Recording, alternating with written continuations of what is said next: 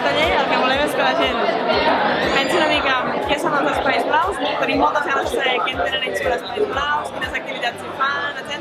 I per això la primera cosa que fem és inspirar-los, van en aquest racó d'Inspira. Us hi posem un vídeo i uns auriculars perquè puguin veure imatges i sons del mar i que s'inspirin una mica amb el que serien els espais blaus.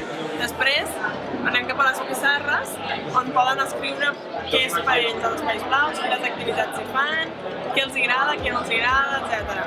Els nens també els animem a dibuixar quins són els seus espais blaus preferits i llavors aquí en aquesta altra pissarra tenim unes imatges de diferents espais blaus perquè la gent ens digui quins els agraden més, quins els agraden menys i tinguem una imatge més realística del que té la població d'espais blaus i quines mancances hi ha o quines fortaleses tenen.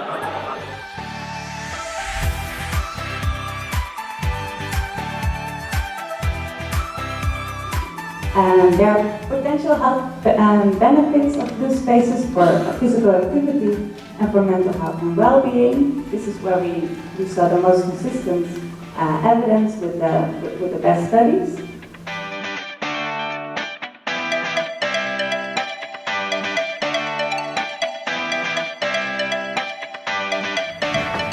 El cos humà, el 80% és aigua. Quan ens fem grans perquè ens deshidratem. Els sols que tenim a la cara i com ens va caient la pell és per deshidratació. El secret està a l'aigua. Aquest és el gran secret, l'aigua. L'últim treball que he vist publicat és sobre l'Alzheimer i l'activitat física nedant a la mar, és que la perfusió cerebral d'oxigen augmenta i per tant el deteriorament cognitiu respecte a la memòria va a la baixa.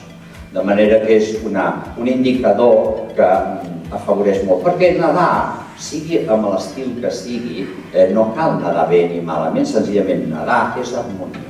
I ho pots fer tota la teva vida.